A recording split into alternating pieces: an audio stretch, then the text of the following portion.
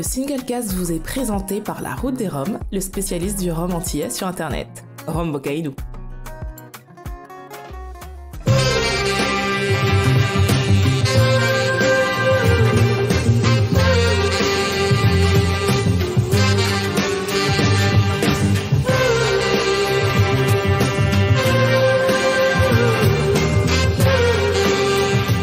Vous écoutez le Singlecast, l'émission qui parle de rhum sans gueule de bois, et on est de retour après 2 semaines de trêve, de bavardage, comme d'hab en même temps, comme une émission n'est que toutes les 2 semaines, j'ai envie de dire. Et aujourd'hui, toute l'équipe est là. Vraiment, l'équipe est au complet, sauf Olivier. Mais est-ce que ça compte? Je ne sais pas. À vous de nous le dire. Vous nous le mettrez en commentaire. Quoi qu'il en soit, Laurent Cuvier, Géry Gitani, Roger Caruani et notre chère Christine Lambert sont avec nous. Bonsoir, comment allez-vous? Bonsoir, ça va très bien. Très bien. Très bien, et je bois un truc improbable qui est un truc un peu de chez toi, Benoît. C'est une Ayer Liqueur. Alors je tiens à préciser voilà. effectivement parce qu'on le voit avec un verre avec quelque chose de jaunâtre, un peu une sorte de crème de on sait pas quoi. Et effectivement, c'est la fameuse Ayer Liqueur qu'on fabrique ici en Allemagne qui traduit. C'est une liqueur aux œufs. Maintenant, après, je sais pas ce que ça contient exactement. Je ne saurais pas. Ah, ça va jaune d'œuf, vraiment. Ah bah autant pour moi. Le truc m'a toujours tellement écœuré que j'ai pas osé me pencher dessus en fait. Voilà, mais à la tienne. En parlant de pencher, qu'est-ce qu'il fait, Roger? Je ne sais pas trop. Je fais des tests. On a l'image, mais il a l'horizontale. Enfin, vous l'aurez certainement deviné, donc cette émission est enregistrée en ligne, puisqu'on se situe tous à un autre endroit du globe, et donc du coup, on a des images interposées parfois un peu marrantes. On va démarrer cette émission avec les news de notre cher Roger, avant de rentrer dans le sujet le plus passionnant de cette 3e saison, qu'on va vous dévoiler juste après. Mais tout d'abord, Roger, les news, on t'écoute. Oui, donc voilà les news, donc ce qui explique à Christine mes vidéos qui tournent dans tous les sens, parce que j'essaie d'avoir mon texte droit et pas paysage, portrait. Enfin voilà, ça c'est pour la petite histoire. Ça a l'air compliqué. Tout le monde connaît les dessous. Alors, Isotier va rendre hommage à son histoire avec 3 cuvées concernant des personnes clés de la distillerie. Donc il y aura une cuvée Antoinette, qui était la première femme dirigeante de la maison. Donc c'est un rhum de 14 ans qui titre 55%. Il y aura la cuvée Alfred, qui est un rhum de 12 ans d'âge, rendant hommage à Alfred Isotier, qui a œuvré pour la modernisation de l'entreprise. Ça c'est un rhum qui sera à 45%. Et enfin il y aura la cuvée Louis et Charles, qui est en l'honneur des 2 frères Louis et Charles Isotier, créateurs de la marque. Et donc ça, c'est un rhum à 40%. Donc ça arrive dans des bouteilles un peu plus spéciales. Et ça arrive. Non, il existait déjà, celui-ci, Roger. De quoi? Le Louis et Charles. Non, c'est un nouveau. Non, c'est un repackaging, mais c'est pas un nouveau. Ah, c'est juste un repackaging. Et ils ajoutent les 2 autres références. Je pensais que l'assemblage avait changé. Autant pour moi. Voilà, je ne suis pas un grand connaisseur d'Isotier, donc voilà.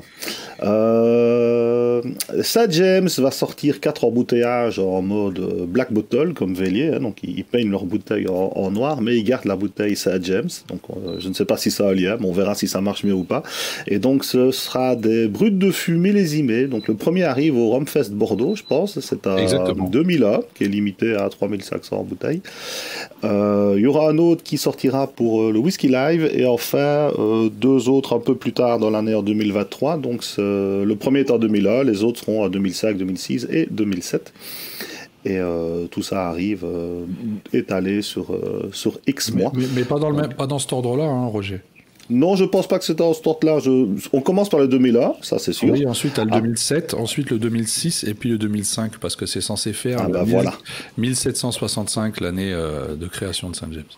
Et ils en sortent 2 par an, donc ça se bouclera sur les 2 années. Là. C'est ça, c'est-à-dire le reste en 2023 à Bordeaux, donc au Rumfest de Bordeaux là maintenant, le 2e au Whisky Live, le 3e au Rumfest l'année prochaine et le 4e au Whisky Live à nouveau. Whisky Live également.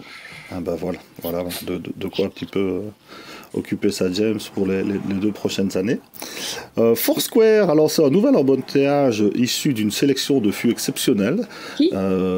Foursquare, c'est une petite distillerie dans le sud-est de la Barbade. Et donc, c'est pour The Whisky Exchange, donc ça s'appelle Elysium. Ça a 12 ans, ex-Bourbon, ex-Sherry. C'est un peu compliqué de l'avoir, je pense, parce qu'avec le Brexit, ils livrent pas en France, mais est bien dans d'autres pays, donc pour les fans, c'est encore un truc un peu compliqué à trouver, mais bon, voilà, c'est en vente pour le moment, et ça part pas si vite, à mon avis, du coup. Guillaume Ferroni, après avoir distillé des cannes andalouses, pour sortir j'ai oublié le nom, j'avais dit que j'allais le noter, je ne l'ai pas noté. Christine? De quoi? Laurent? Le Ferroni, avec les cannes andalouses? Le flamand? Non, ça c'est la suite. C'était avant le andalou, j'ai pas le nom. C'était Kassab, non? Voilà, Kassab. J'avais dit que j'allais le noter, et puis j'ai fait autre chose et je ne l'ai pas noté. Donc voilà, donc il a sorti un rhum pur jus distillé avec des cannes andalouses qui s'appelle Kassab. Et là maintenant, il va faire la même chose, enfin il a fait la même chose avec des cannes qui viennent de hier, donc dans le sud de la France. Ça s'appellera Le Flamand. Et c'est une toute petite production parce qu'évidemment, il n'y avait pas spécialement beaucoup de cannes et le rendement n'est pas le même qu'en Martinique ou à Guadeloupe. Mais c'est la série réchauffement climatique. Ce sera le premier rhum métropolitain, donc c'est une world première apparemment. Enfin, Hubert Corman a sélectionné un fût de Caronine 98 et il va proposer l'embouteillage dans sa boutique. Donc on vient à la boutique, on choisit une bouteille de 20 ou de 70 centilitres et on l'embouteille soi-même du fût à la bouteille. Donc il va faire ça pendant 15 jours, donc ce sera une édition plutôt limitée vu qu'il faudra aller jusque là pour faire son embouteillage, et le restant du fût sera alors remis en stock pour sortir à 30 ans quand ce sera temps. Donc voilà pour les news. J'ai dû en louper quelques-unes, mais c'est ces dernières qui m'ont fait le tilt. Donc, voilà. Mais clairement, on parlait des deux Hamden juste avant, là, le The Nectar et l'autre là. Oui. Pagos.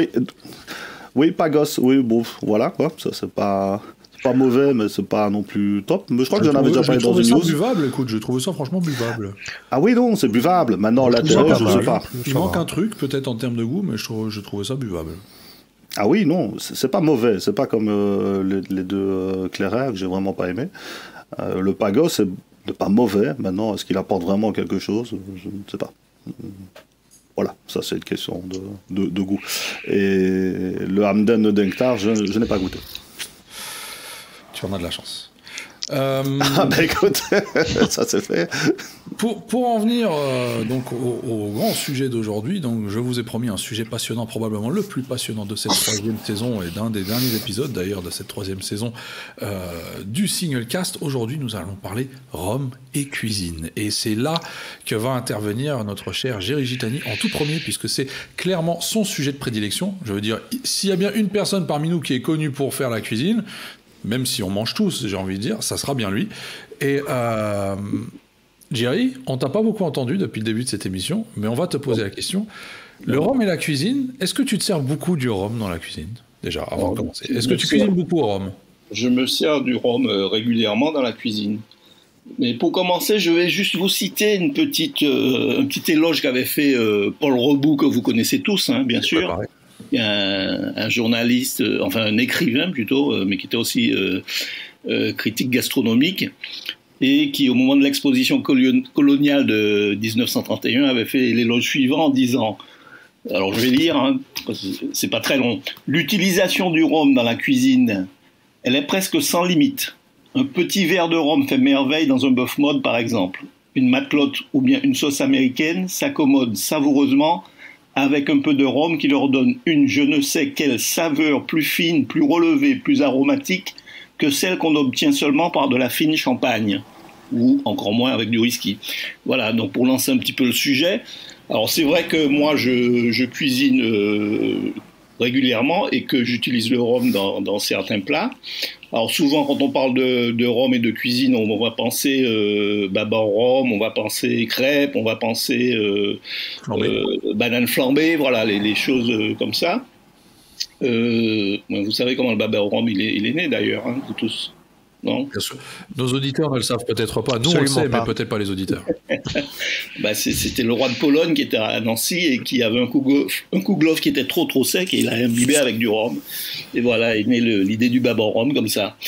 Mais la cuisine, elle se fait avec le rhum de différentes façons. Par exemple, avec du rhum blanc, on va faire mariner des viandes, notamment le poisson, enfin je dis des viandes, plutôt du poisson et des crustacés, parce que ça va raffermir la chair.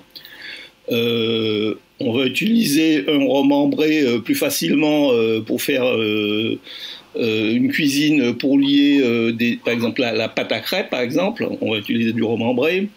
Je vais utiliser du rhum vieux dans certains plats, on va dire plus comme des fricassés, parce que le rhum va permettre aux épices de se lier plus facilement et de mieux enrichir le produit qui est utilisé, soit de la volaille généralement, ou même certaines viandes, ainsi de suite. Bon, je ne parle pas des desserts, là aussi on utilise énormément, là on va utiliser plus facilement des rhums vieux dans la pâtisserie. Bon, il est bien connu que le rhum grand arôme pour les pâtissiers c'est très important. Et puis, bon, il y a aussi des accords mets-rhum, mais bon, ça, vous allez en parler aussi. Donc voilà, donc le sujet est très vaste, en fait. Hein, et dans la cuisine française, mais dans la cuisine des îles, le rhum a toujours été présent. Hein, puisque, comme je disais, on va faire mariner certaines crustacés, certaines poissons avec du rhum blanc. Et puis, on a pas mal de plats où on va se servir du rhum pour lier les sauces. Plus les desserts que j'ai évoqués précédemment. Vous-même, vous avez pu découvrir les rum cakes à la Barbade il n'y a pas très longtemps. Donc, vous voyez que c'est quelque chose qui, dans les îles, existe depuis pas mal de temps, ou des préparations pour barbecue, etc. Donc, c'est un sujet qui est vraiment très vaste. On a fait une dégustation de rum cake, même à notre retour. On avait goûté toutes les différentes marques qu'on a pu trouver sur l'île. C'était plutôt marrant. Alors justement, les autres, Roger, rhum et cuisine, est-ce que ça te parle au pays de la bière ou pas? Moi, la rhum, oui, le petit punch pendant qu'on cuisine, souvent. Bien, ça me paraît le plus classique. Est-ce que ça compte? Et sinon, je cuisine très rarement au rhum. Je préfère flamber des trucs au whisky quand c'est des viandes ou quoi, par exemple.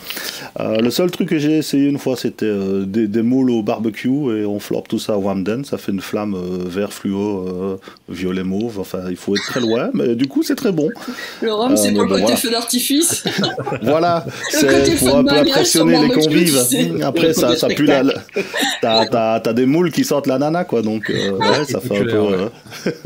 Mais sinon, non, je ne cuisine quasi jamais au rhum.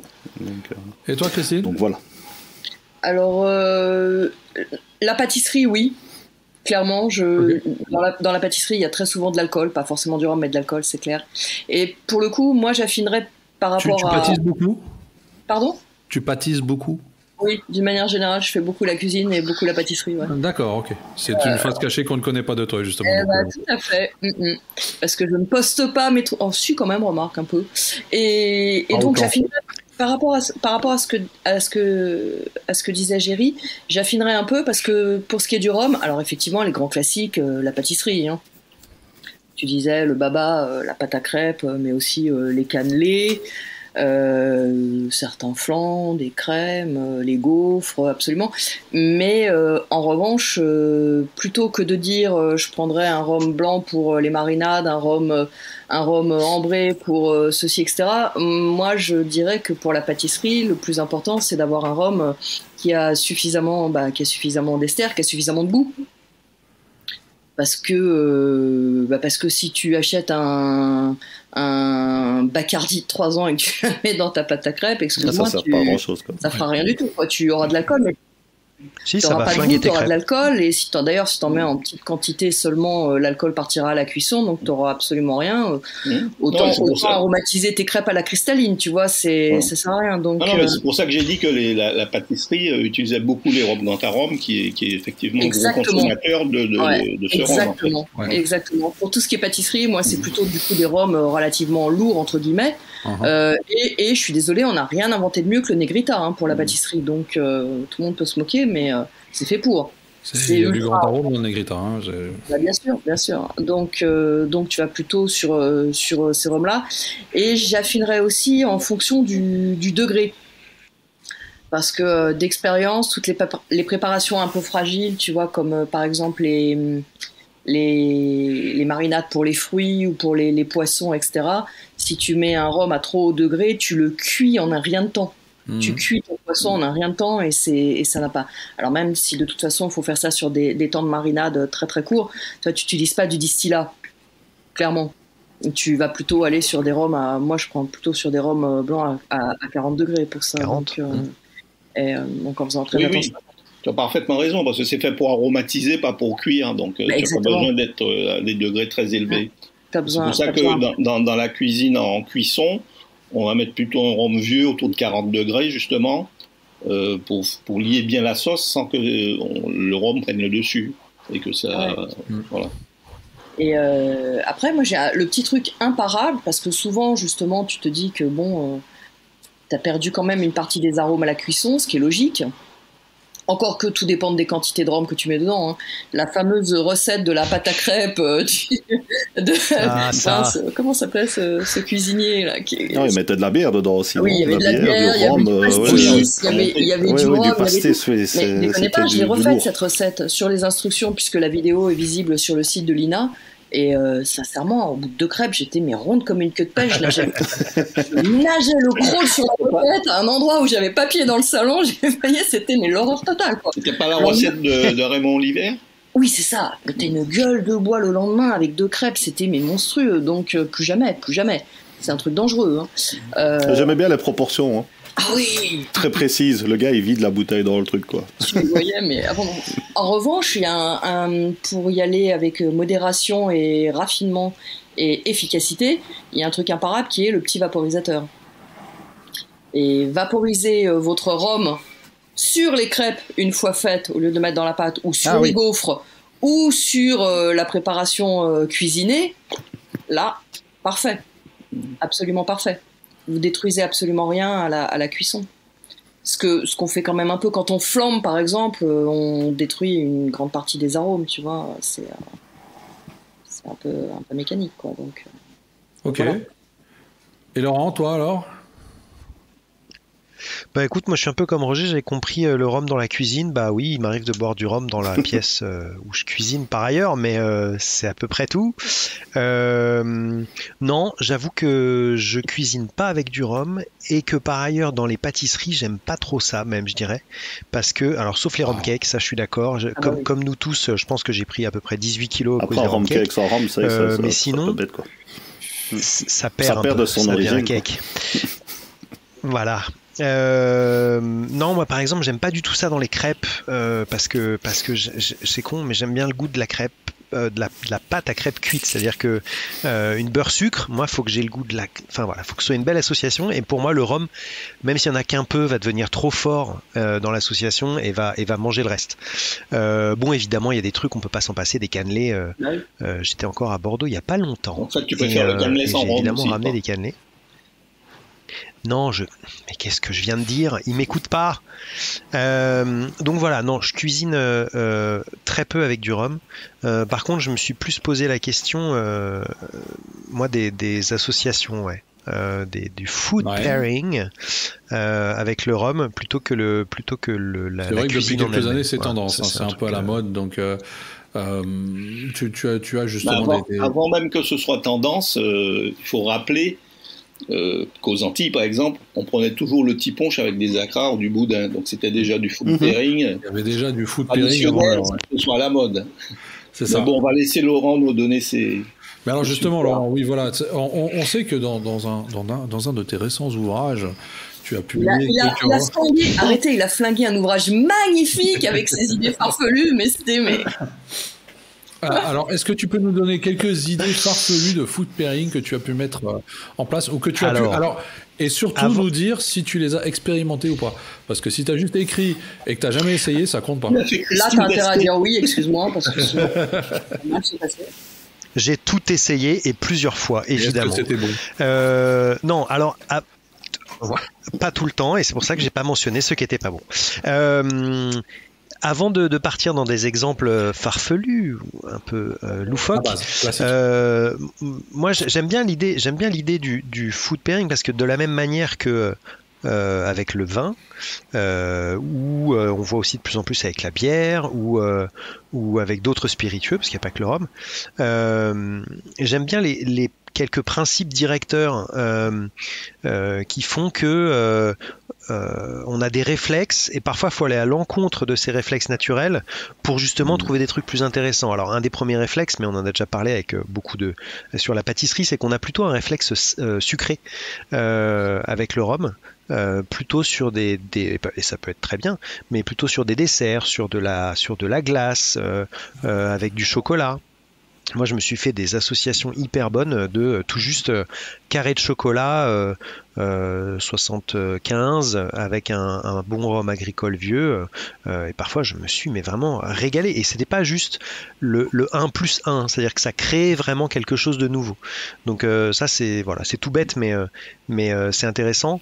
Et du coup, le salé, c'est plus compliqué. Alors, on parlait du flambage, mais sur le salé, il faut un peu plus se poser la question parce que ça me semble moins facile ou naturel. Avec les Géry, sur tout ce qui est poisson, tu vois, le fruit de mer, côté absolument. Souvent un peu salin d'ailleurs que tu peux retrouver, ça se marie parfaitement bien. Et même des choses auxquelles on pense pas du tout parce que on le fait surtout avec le vin, comme disait Laurent. Mais fromage rhum, il y a des choses vraiment très sympathiques qu'on peut faire. Hein. Une fois, j'ai fait de la mozza.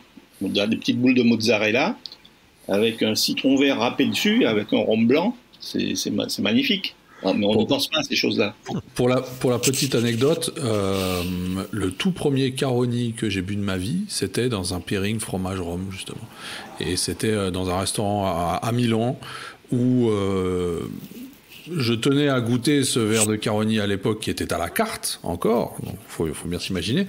On parle quand même ça devait être 2014, un truc comme ça. Et le serveur qui me dit « Attendez, je vous apporte une assiette de fromage, vous allez voir, ça va bien se marier. » Et effectivement, c'était très très bon. Et donc, c'était surtout des fromages à pâte dure, pour le coup. Il avait fait des boules de poire roulées dans du parmesan râpé, et c'est ça qu'il fallait manger en complément avec le Caroni. Nickel. C'était quoi le Caroni ? Pardon ? Le Caroni, c'était quoi ? C'était un 94. Non, 94, ouais. Avec la grange dessus, là, il me semble que c'est celui-là, non ? Ah, top ! C'est bon, ça. Ah, oui, c'était encore des trucs de 2014, quoi. Ouais. Alors que ça va très bien avec des petites lamelles de pneus brûlés ou des boulettes de goudron. Je comprends pas. C'est vrai. T'as été chercher Tu descends dans la rue avec ta cuillère, tu grattes un peu le sol, tu vas voir. Un jour de grande chaleur, hein, uniquement. Mais c'est ça. Sinon, je sais qu'ici en Allemagne, par exemple, on fait régulièrement, notamment le Rhum Dépôt organise régulièrement des dégustations avec un fromager local et avec des pairings rhum-fromage, notamment d'ailleurs pendant leur Rhum Fest à Berlin. Ils le font également en grand, avec un grand public. Et il y avait un pairing qui m'avait étonné. Alors pour le coup, c'était un rhum arrangé, rhum aromatisé, je sais pas comment. C'était le Colo à noix de coco, qui finalement est très très similaire au Cotton Dry que vous avez tous goûté de chez Plantation, mais en version blanche, enfin non vieillie, avec un fromage à pâte molle. Alors sur le coup, ça peut paraître très très bizarre, mais une fois en bouche, ça donnait l'effet d'une pina colada. C'est-à-dire que tu avais ce côté un peu laiteux, crémeux du fromage qui se mariait à la noix de coco. Enfin, c'était très intéressant. Voilà. Alors, t'avais pas dit que tu parlerais pas ? Pardon, excusez-moi, je repars. Non, parce que là... Christine parlait on dirait Poussette et ses tentatives extrêmes pendant... Alors, mais c'est ça, mais c'est comme disait Jerry, des fois il faut partir dans des sens complètement improbables et on se rend compte que waouh, il y a des trucs, donc ouais. C'était quoi déjà, Poussette, ce pairing que tu as réussi à imposer de force dans le guide des rhums ? Rappelle-moi, il y avait un truc complètement... On parlait, et c'est très bien amené, puisqu'on parlait justement de rhum blanc agricole et de leur côté salin, voire un petit peu marin, avec des fruits de mer. Et moi, je sais que ça m'avait frappé. C'est-à-dire que c'est la seule fois où j'ai eu vraiment cette association mentale aussi claire. C'est-à-dire que j'ai goûté un rhum. Les lecteurs de mon blog le retrouveront et le savent déjà, mais j'ai goûté un rhum et ça m'a absolument rappelé... Quand je mangeais avec mon père, qui en achetait assez régulièrement, des moules d'Espagne crues. Alors, d'Espagne, pourquoi ? Juste parce que c'est une sorte, enfin une espèce, et elles sont plus grandes, donc elles sont plus charnues, donc il y a autant à manger que dans une huître, en gros. Et donc cette moule d'Espagne qui se mange comme une huître, sauf que pas trop avec du citron, mais plutôt échalote et vinaigre, me rappelait absolument ce rhum de la distillerie à 1710. Et donc c'est pour ça que dans le guide Achète des rhums, j'ai bien entendu mis en association avec un des rhums de la distillerie, la moule d'Espagne crue. Je vous invite tous à essayer. C'est bien de lui avoir dit. T'es sûr là, Poussette, vraiment, t'es sûr? Et lui, ah oui, si, ça j'y tiens, j'en suis sûr. Tu vois, voilà. Avec un ton définitif. Donc tu parlais de moules, moi j'ai essayé très récemment avec les huîtres, les fameuses perles de Rome, Cardi, de Chardy. Ah oui, de Chardy, une innovation au salon gastronomique de Babette d'ailleurs. Et vraiment, alors ce sont des petites perles de Rome qui ont aussi, il n'y a pas que du rhum à l'intérieur, il y a un peu de piment végétarien aussi, de piment doux. Et j'ai essayé ça sur les huîtres et j'ai trouvé ça délicieux, de même que sur des petites tranches de saumon, sur des canapés. Voilà, donc c'est entre le pairing et la cuisine, hein. mais c'est assez réussi. Et bien sûr, les perles de rhum vieux sur un carré de chocolat, comme disait Laurent, c'est très très sympa, ou sur un peu de foie gras. Bon, c'est des choses assez simples à réaliser, mais qui sont très intéressantes. Oh, mais dis donc, ça me fait penser. Non, je disais une bêtise tout à l'heure que je cuisine jamais avec du rhum. Si, les quelques fois où j'ai fait du foie gras, je mettais un peu de rhum. Ah bah voilà. En effet. Mais avec parcimonie. Ouais. Non, et sinon, ouais. Le côté, là, ce dont je parlais, fruits de mer, rhum blanc, ça c'est vraiment pour faire dans le côté de deux produits qui vont se rejoindre au moins sur un marqueur commun. Donc voilà, ces deux produits qui vont aller dans le même sens et qui vont s'épouser comme ça.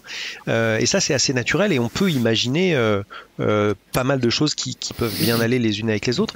Mais ce que je trouve peut-être plus intéressant, c'est le côté quand les deux profils, a priori, se font face à face. Exactement. Et ont deux potentiellement profils forts, mais qui au final vont quand même s'épouser. Moi, on parlait de fromage tout à l'heure et je sais plus où j'avais goûté ça, mais ça allait très très bien. Et c'était un Hamden avec du bleu. Et on se dit, les deux sont quand même sacrément costauds. Et ben les deux, alors je pourrais plus dire quel était le Hamden, donc je sais pas si ça marche avec tous, mais les deux allaient vraiment très très bien ensemble, alors que par défaut, j'aurais pas signé tout de suite, quoi. Mais je trouve que le fromage à pâte persillée, les bleus notamment, etc., c'est l'un des accords qui fonctionne très bien avec les rhums qui, pour moi, sont les plus difficiles à marier, c'est-à-dire les rhums de tradition espagnole, plutôt édulcorés, plutôt, tu vois, légers, etc. Et ben, curieusement, ça marche vraiment très bien avec ces fromages, soit les fromages à pâte dure, soit des fromages à pâte persillée. Est-ce que justement les bleus, etc., vont pas prendre le dessus sur ces rhums-là? Non, justement, ça marche curieusement là. Alors, attends, il doit bien y avoir des exceptions, j'imagine, tu vois, mais c'est une association qui fonctionne assez bien. Ouais, avec le foie gras également, avec les choses un peu grasses. Ça. Non, mais c'est comme le Stilton avec du Porto, par exemple. Comme avec le... Ouais, exactement. Exactement. Avec les rhums, comme disait Christine, avec les rhums, ces fromages-là, justement, ça va permettre de mieux apprécier le côté un peu sucré de ces rhums-là, puisque les types de fromages bleus Stilton sont des fromages très très forts. Donc les deux, l'opposition des deux va faire que finalement ça va faire un ensemble qui est assez agréable. Et pour le coup, c'est vraiment le même réflexe qu'avec les vins, puisque les fromages à pâte persillée vont bien avec les doux, voire les liquoreux, de la même manière que les foie gras peuvent aller bien aussi. Bon, moi, je peux trouver ça peut-être un petit peu écœurant, mais c'est des associations qui marchent. Et donc, reprendre un rhum qui, de la même manière, va être sur la douceur, ça va marcher aussi avec, par exemple, un bleu ou du foie gras. Mais un chef m'avait fait remarquer, et depuis, j'ai gardé ça à l'esprit, et je me suis rendu compte à quel point c'était vrai, que le rhum, contrairement aux autres spiritueux, contrairement au whisky, par exemple, pour parler de quelque chose que je suis de près, se satisfait davantage de préparations compliquées, d'accords plus complexes, d'accords culinaires plus complexes, alors que le whisky marche bien avec les choses simples. Très linéaire, Voilà, très simple. Tu vas avoir ton morceau de fromage, tac, ton whisky, ou alors que le rhum, Si tu complexifies, si tu as ton morceau de fromage plus un fruit, tu vois, un abricot moelleux ou un grain de raisin, ou si tu as ton carré de tapenade avec une tomate séchée à côté, ou ton tartare de dorade avec des cubes de mangue, etc. Dès que tu complexifies un peu, ça marche beaucoup mieux avec le rhum. Et j'ai souvent eu l'occasion de vérifier à quel point c'était vrai, quoi, cette remarque. Alors, à tour de rôle, déjà qu'on parlait de pairing, si vous deviez vous rappeler du pairing qui vous a le plus marqué, en bien ou en mal, hein, je veux dire, ça marche dans les deux sens, ce serait lequel? Un petit pardon. Bah, moi, j'en ai déjà parlé, c'était ce Hamden bleu. En bien. Alors, si maintenant celui qui t'a le plus marqué en mal. En bien. Il fallait que j'y réfléchisse un peu à ça, parce que là, tout de suite, j'en ai pas. Le pairing où tu t'es dit, c'est complètement foiré. Parmi tes essais, peut-être, tu avais peut-être quelque chose dans ta liste d'essais. Tu nous as dit tout à l'heure que tu n'avais pas tout publié. Il y avait très certainement une raison. Il faut que je retrouve ma liste. Attends, je vais faire de la spéléo pour retrouver ça sur mon PC. Attends. Jerry, toi, ceux qui t'ont le plus marqué, peut-être, le plus impressionnant. Qui m'a le plus marqué, parce que c'était nouveau, c'est vrai que moi, personnellement, j'y avais pas pensé, c'est le caviar avec la cuvée de l'océan de Trois-Rivières frais. Oui. C'était bien ça. C'était le pairing proposé au départ à la sortie de la cuvée de l'océan. Oui, ils avaient fait pas mal de masterclass avec, et c'est vrai que c'était très très très très sympa. Très très bon. Alors je me souviens pas, mais il me semble qu'à cette occasion-là, ils avaient fait un partenariat avec un caviar bien particulier. C'était pas un caviar lambda. C'était un caviar français, je me rappelle pas le nom. Ouais, mais il travaillait bien avec une marque en particulier. Oui. C'est Jean-Philippe Lardy qui s'occupait de ça à l'époque. Ouais. Et le pairing, selon toi, le plus raté? Le plus raté? Ouais. Le truc où tu te dis c'est improbable, ça marche pas. En général, je les goûte pas, mais bon. Non, mais peut-être que tu as goûté des choses parce qu'on te l'a conseillé ou parce qu'on te l'a proposé. Là, j'ai rien qui me vient à l'esprit de choses ratées. Des choses un peu moins bonnes, mais complètement ratées, non, j'ai pas d'exemple. Moi, j'ai un truc qui me revient là, mais c'est pas moi qui l'avais fait, c'était dans un resto, et je sais plus où c'était, mais j'avais eu le malheur de parler avec le patron, mais c'était un petit resto. Manifester mon intérêt pour le rhum, mais parce qu'en fait, du coup, dans le dessert, le dessert entre guillemets, c'est-à-dire que c'était juste de la glace, tu vois. J'avais 2 boules de glace, je crois que c'était vanille et caramel. Et il a mis du rhum avec, et pour forcément donner un nom, mais c'est un rhum qu'on connaît tous et qui est très très sucré, et du coup ça faisait sucre sur sucre, et c'était très très écœurant. Je ne t'entends plus, Benoît, je ne t'entends plus, je te vois bouger, mais ça finit par prendre papa. L'accord culinaire était avec quoi? C'était de la glace. De la glace arrosée avec ce rhum philippin. Non, c'était accord, disons, enfin c'est pas vraiment la cuisine non plus, c'est-à-dire qu'il avait juste mis dans la coupe, quoi. Donc et ça marchait pas parce que c'était vraiment hyper sucré. Pour saucer la glace en quelque sorte. C'est un peu ça. À la place du chocolat coulant ou quoi que ce soit, il a mis ou d'un petit caramel. Mais sur une boule de caramel, si tu rajoutes, est-ce que c'est équivalent? Non, vaut mieux mettre par exemple un peu de chantilly, pas trop sucré, c'est pas mal ça. Voilà. Roger, toi, tes pairings les plus marquants? Comme je disais tantôt, j'en ai rarement fait des pairings. Je me souviens on avait fait avec un chocolatier de la région. Donc ils avaient sélectionné différents chocolats et différentes origines pour essayer de l'associer avec le rhum qui allait le mieux avec. C'était sympa. Après, je n'ai pas vraiment souvenir d'un truc totalement raté, en fait.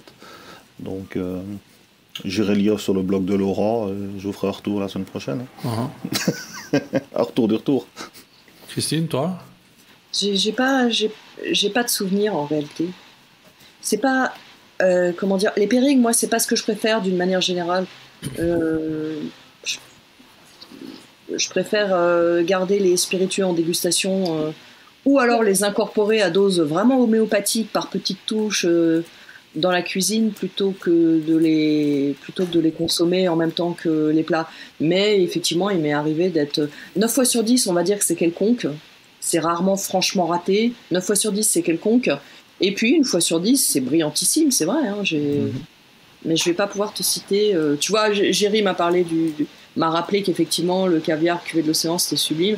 J'ai le souvenir d'un dîner Lamoni organisé justement en Martinique avec des pairings de l'entrée au dessert, et c'était fabuleux. C'est l'une des rares fois où je me suis dit waouh. Et notamment, j'ai un souvenir des rhums blancs avec les produits de la mer. Ça, c'est clair que ça marche vraiment bien. Citron vert, rhum blanc, ça. Mais je vais pas pouvoir te donner d'exemple, quoi. C'est pas quelque chose qui imprime en réalité chez moi. Donc, justement, tu parles de pairing Lamoni. Je sais pas si Jerry s'en souvient. On avait fait très bien. un pairing Lamoni également chez Guy Savoie, la Monnaie de Paris. Alors ça date, hein, c'était il y a quelques années. Mais un truc comme ça. Qui était très réussi également, où ils avaient 7 plats avec 7 pairings. Il y avait Christian Vergier qui était là justement, qui à l'époque encore se chargeait pas mal des assemblages avec Daniel Baudin. Moi, le truc dont je me souviens le plus, surtout, c'était le chariot de dessert, mais je crois que c'est complètement hors sujet.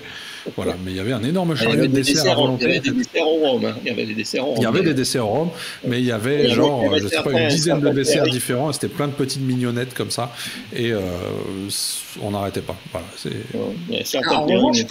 par mignonnette, tu veux dire mignardise? Mignardise, c'est pareil.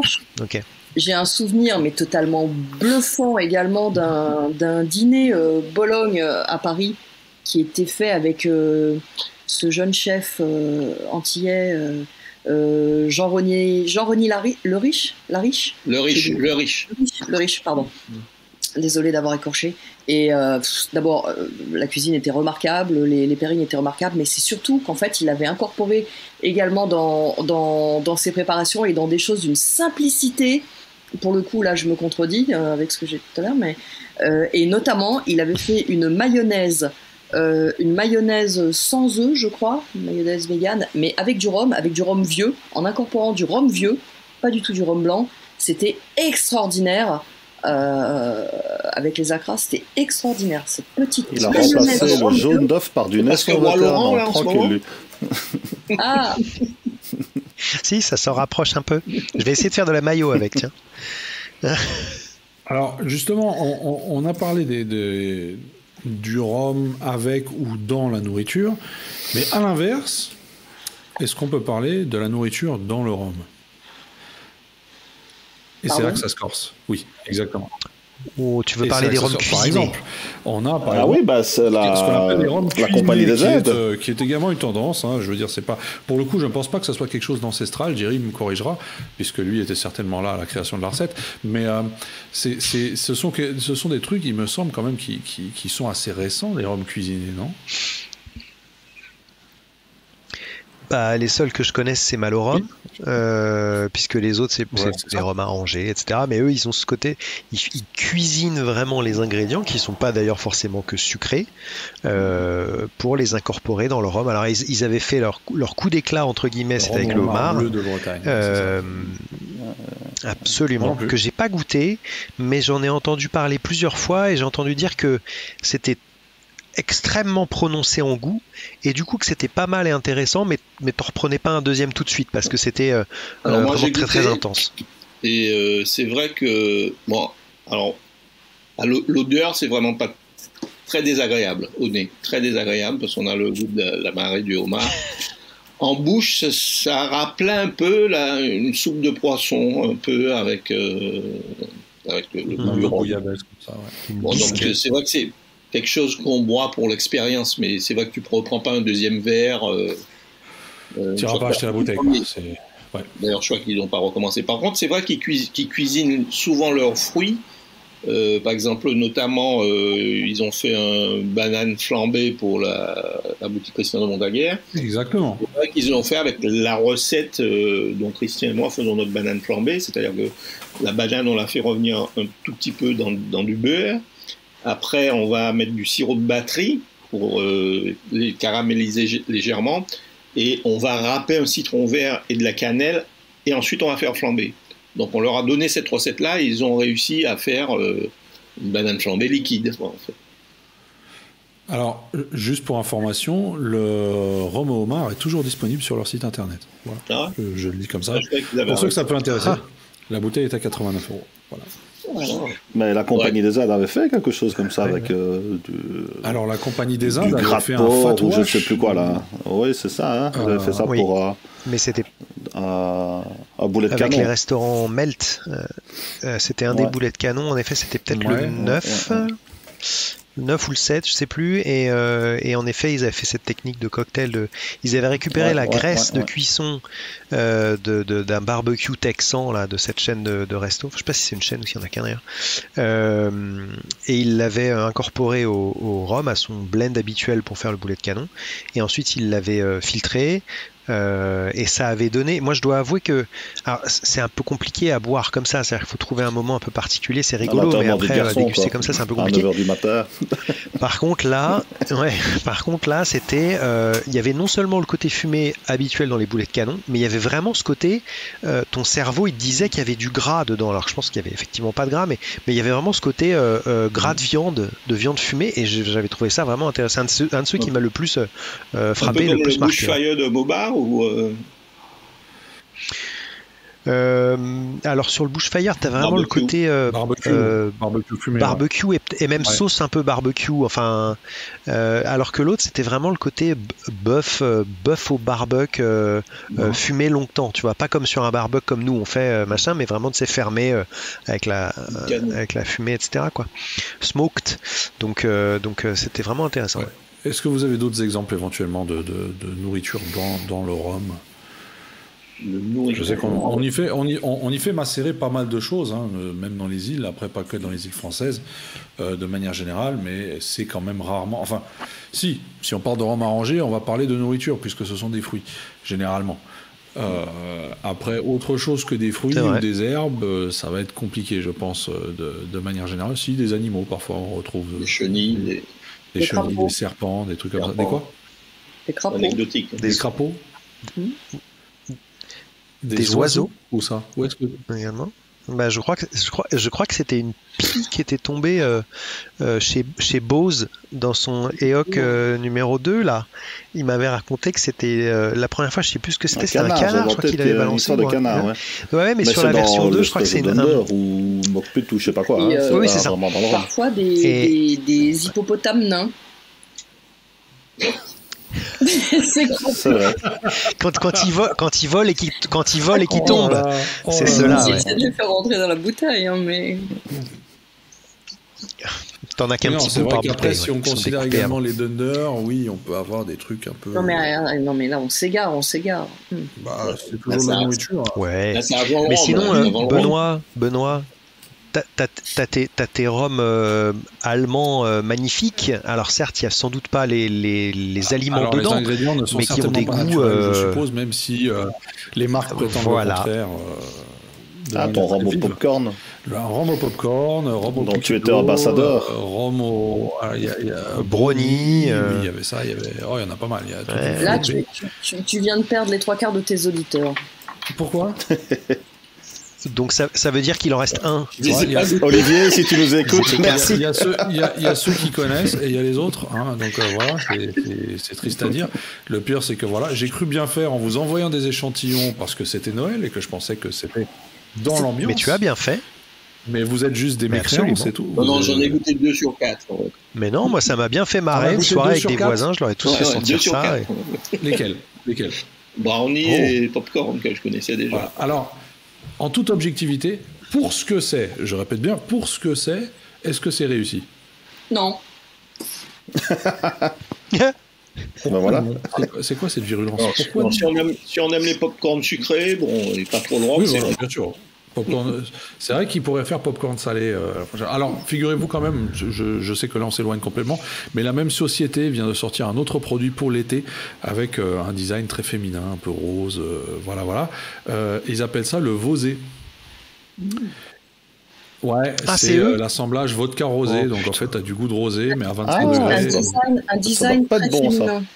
Ouais, je sais pas trop comment le qualifier. Je sais que c'est pas très 2022, c'est pas très MeToo, Non, mais Tu dis juste un truc rose, c'est tout. Puis là, on comprend. ouais, mais il y a trop de fleurs et trop de. Ça fait un peu princesse, quoi. C'est. Princesse, alors. Oh non. Ça va être émission cliché.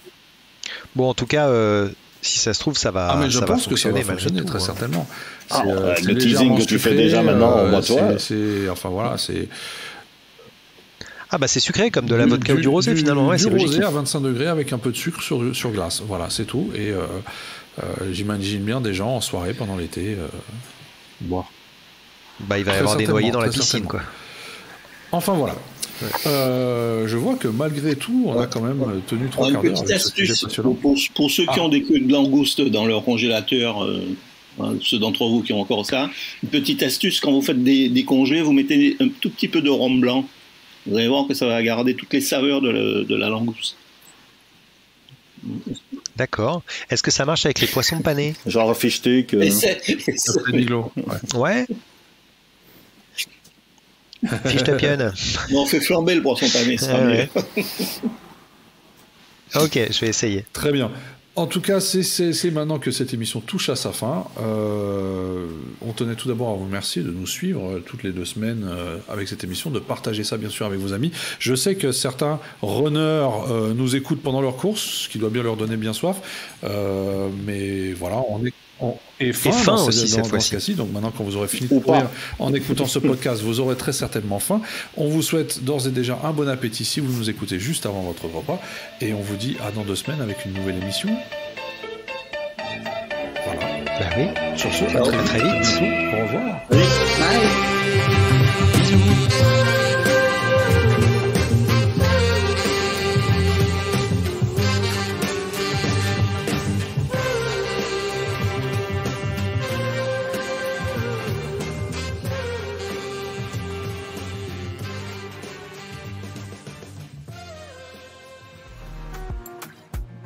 Le Singlecast vous a été présenté par La Route des Roms, le spécialiste du rhum antillais sur Internet. Rhum Bocainou.